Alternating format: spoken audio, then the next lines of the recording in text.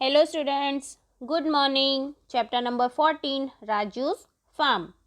Student, question number 5 तक हमने last video में देखा था. Today we will see from question number 6 answer the following questions in 1 or 2 sentences. First question is how does Raju's father use the pickaxe. Raju के father pickaxe का use कैसे करते थे. So Raju's father digs the ground with his pickaxe to make the soil loose and soft. तो ground को वो ground के अंदर जो सॉइल होती है उसे लूज और सॉफ्ट करने के लिए या फिर उस डिगिंग करने के लिए, ग्राउंड में अगर डिगिंग करना है तो उसके लिए वो पिकेक्स का यूज़ करते थे. Question number 2, from which months does sowing for a good crops of onion start. तो ओनियंस के गुड क्रॉप्स के लिए, ओनियंस का अगर गुड क्रॉप चाहिए हमें तो कभी सोइंग करनी चाहिए. Which month is good for onion crops. Sowing for a good crops of onion starts in October. तो कौन से महीने में करना चाहिए सोइंग. अक्टूबर मंथ में करना चाहिए. Number 3, what do the term sowing and harvesting mean. Sowing and harvesting का मतलब क्या होता है. Sowing is the process in which seeds are dropped in each row at a specific distance and immediately covered with soil. तो sowing का मतलब क्या होता है. तो sowing वो प्रोसेस है जिसमें सीड्स ड्रॉप किए जाते हैं. जितनी भी लाइंस होती है उसमें क्या सीड्स ड्रॉप किए जाते हैं और वो भी स्पेसिफिक डिस्टेंस पर, और डालने के बाद, ड्रॉप करने के बाद इमीडिएटली सॉइल को कवर किया जाता है.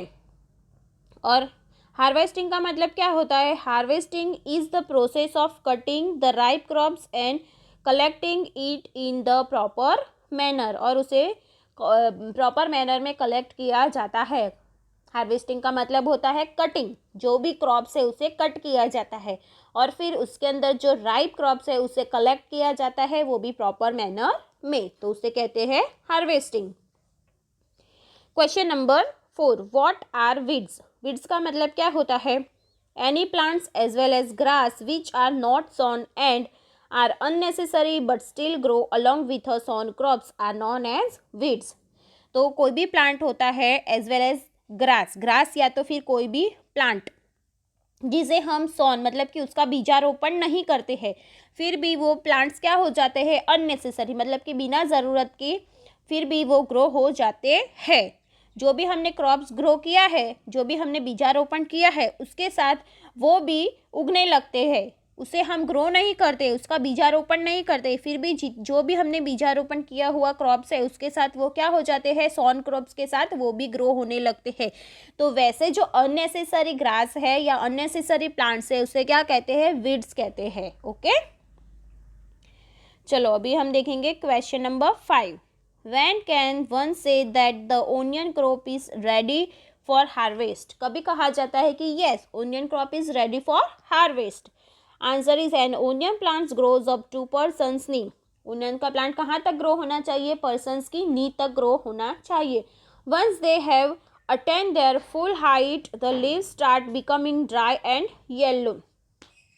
उसकी कंप्लीट बराबर जितनी हाइट चाहिए उतने हो जाते हैं ओनियंस के क्रॉप्स, मतलब कि पर्सन्स की नी तक, और फिर जो उसके जो लीव्स है वो ड्राई एंड येलो होने लगते हैं. When this happens one can say that the onion crop is ready for harvest. तभी ऐसे माना जाता है कि येस, ऑनियन क्रॉप्स क्या है, हार्वेस्टिंग के लिए रेडी है. Question number 6, what is the loss if an onion crop is not harvest in time. अगर ओनियन क्रॉप्स को बराबर टाइम पे हार्वेस्ट नहीं किया जाएगा तो क्या होगा. Answer is if an onion crop is not harvested in time it starts rotting under the ground. अगर उसको टाइम पर हार्वेस्ट नहीं किया जाएगा तो वो ग्राउंड के अंदर ही, मतलब कि ज़मीन के अंदर ही रॉटिंग मतलब कि सड़ने लगेंगे. This waste all the farmers efforts. और इससे क्या होगा कि फार्मर्स ने जितने भी हार्डवर्क किए, जितने भी एफर्ट लगाए हैं ओनियन क्रॉप को ग्रो करने के लिए, वो सारा क्या हो जाएगा, सारी एफर्ट्स उसकी वेस्ट हो जाएगी. चलो अभी देखेंगे question number 7. In what are the harvested onions pack for taking them to the big market. तो जो भी हार्वेस्टेड ओनियंस है उसे पैक कर कर बिग मार्केट में लेकर जाते हैं। तो in what are the harvested onions pack for the taking them to the big market? The harvested onions are packed in gunny bags और sacks for taking them to the big market in trucks. तो market में लेकर जाने के लिए उसमें किसके अंदर पैक किया जाता है? तो उसको गनी बैग्स में या तो फिर सैक्स में उसे पैक किया जाता है। Question number 8, what is a fertiliser? Fertiliser का मतलब क्या होता है? What is a fertiliser? So the answer is the substance that is added to soil to increase its fertility to make the crop better is known as fertilizer. तो जो भी crops grow किया है उसे बेटर ग्रो होने के लिए जो भी नेसेसरी, जो भी फर्टिलिटी उसे चाहिए, सॉइल को फर्टिलाइज करने के लिए जो भी सब्सटेंस यूज़ करते हैं तो उसे क्या कहते हैं? फर्टिलाइज़र कहते हैं।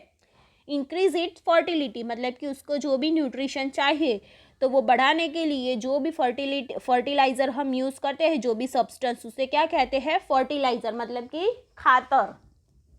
क्वेश्चन नंबर 9,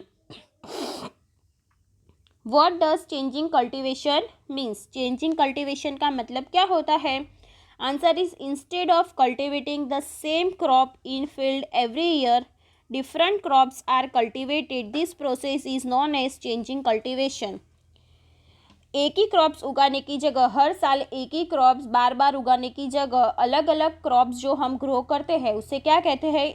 वो प्रोसेस को चेंजिंग कल्टीवेशन, अलग अलग प्रकार की खेती करना। Question number 10, what care should be taken by the one who cuts of dry onion leaves? तो जब भी ड्राई ओनियन लीव्स कट करते हैं तो हमें क्या ध्यान रखना चाहिए, कौन सी सावधानी रखनी चाहिए? सो आंसर इज एन इलीगी that is a scythe is use to cut off dry onion leaves. This is extremely sharp implement. So the one who use it should be careful not to cut his or her finger. तो dry lives cut करने के लिए क्या use की जाता है? इलेगी use किया जाता है, मीन्स की सीथ यूज़ की जाती है। तो उससे ड्राई लिव्स कट करते हैं तो वो कैसी हो, वो इंस्ट्रूमेंट कैसा होता है, इम्प्लीमेंट कैसा होता है? So this implement is very extremely sharp होती है।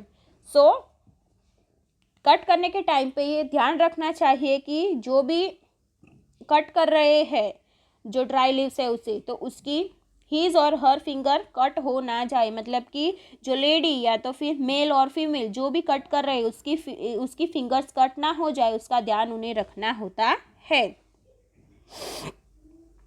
Question number 7, answer the following question. First, what other ways could be used to plow the field instead of using animals? Discuss. तो ploughing करने के लिए animals के अलावा कौन से तरीके हैं जिससे हम फील्ड को प्लाव कर सकते हैं? So answer is tractors are used instead of animals to plough the fields. तो क्या यूज़ किया जाता है? ट्रैक्टर्स. एनिमल्स की जगह हम क्या यूज़ कर सकते हैं? ट्रैक्टर्स यूज़ कर सकते हैं. A farmer can attach various tools like a plough, a levelling board, a sowing drill, a rake etcetera. Farmers उसके अलावा और भी वेरियस इम्प्लीमेंट्स या तो फिर टूल्स अटैच कर सकते हैं like a plough, levelling board, sowing drill, a rake etcetera to plough his field and for other types of jobs. और प्लाविंग के लिए या तो फिर दूसरे कोई काम करने के लिए ये सारे इम्प्लीमेंट्स है उसे यूज़ करा जा सकता है. Poor farmers ploughs their field themselves with a pickaxe. और जो पुअर फार्मर्स होते हैं वो उनकी फील्ड पिक एक्स से भी ये प्लाव करते हैं. Question number 2. Raju helps his father in the field. Do you help the elders in your family in their work? In which work do you help? तो राजू अपने फादर को field में मदद करता है, तो क्या आप भी आपके एल्डर्स को, आपकी फैमिली में जो भी एल्डर्स हैं उन्हें मदद करते हैं, और कौन से काम है जिसमें आप मदद करते हैं? So answer is yes, just like Raju does I too help the elders in my family in their work. हाँ, हम राजू की तरह हमारी फैमिली में जो भी एल्डर्स हैं उनकी मदद करते हैं. For example, I help my mother to keep the house clean. Mummy को घर की साफ सफाई में मदद करते हैं. टू डेकोरेट द हाउस को डेकोरेट करने के लिए यूज़ करते हैं. To bring things needed in routine from the shop, मतलब कि घर की जो रेगुलर, जो नीडेड मतलब कि जो आवश्यकता की चीज़ें हैं, जो रूटीन कामों के लिए यूज़ की जाती है, तो वो सारी चीज़ें हम दुकान से लेकर आते हैं। I also help by taking my grandparents to the temple. Yes, और हम ग्रैंड पेरेंट्स को भी टेम्पल में लेकर जाते हैं। तो इस तरह हम हमारे एल्डर्स को मदद करते हैं। Next number 3, question number 3, in which course did Raju help his father. तो राजू अपने फादर्स को कौन से काम में मदद करता था। So first is to loosen and soften the soil in the field. तो जो सॉइल होती है उसे लूजन और सॉफ्टन करने के लिए वो मदद करता था। Number 2, to weeds out unnecessary plants from the field. और जो अननेसेसरी वीड्स है उन्हें निकालने के लिए वो मदद करता था। To harvest the onion crops, onion crops को हार्वेस्टिंग में मदद करता था, हार्वेस्ट करने के लिए। To fill the onion in sack, और ओनियंस को सैक में भरने के लिए भी वो मदद करता था। Question number 4, how does a farmer sow onion seeds. जो फार्मर्स होते हैं वो ओनियन सीड को कैसे सॉ करते हैं। सॉ मीन्स जो ओनियंस के बीज होते हैं उसे कैसे उसका बीजारोपण करते थे। So answer is first of all a farmer plow his field and makes row in it with a plow or some other implement। तो सबसे पहले फार्मर क्या करते हैं, फील्ड में जो फील्ड होती है उसे प्लाव करते हैं। प्लाव करने के बाद उसमें रॉ बनाते हैं। प्लाव से करते हैं या फिर कोई अदर इम्प्लीमेंट से उसे प्लाव कर सकते हैं। एट द सेम टाइम ही drops onion seed at a specific distance in each row. और यही टाइम पे वो ईच रो मतलब कि हर एक रो में स्पेसिफिक डिस्टेंस पर जितने भी ड्रॉप्स नेसेसरी है उतने ड्रॉप्स वो डालते हैं। Immediately after this the ground is levelled one again. और फिर ग्राउंड को क्या किया जाता है, इमीडिएटली लेवल किया जाता है।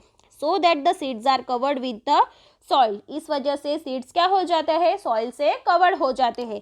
This is how onion seeds are sown. इस तरह से ओनियन सीड्स को सॉन किया जाता है, मतलब कि ओनियन सीड्स का, ओनियन के जो सीड्स है उसका बीजारोपण किया जाता है। तो स्टूडेंट्स यहाँ पर हमारा chapter number 14 Raju's farm finish होता है। तो स्टूडेंट्स आप लोगों को सारे क्वेश्चन आंसर वर्कबुक में फिलअप करने हैं और उसे लर्न करने हैं। You have to write in good handwriting. Okay students, bye, thank you.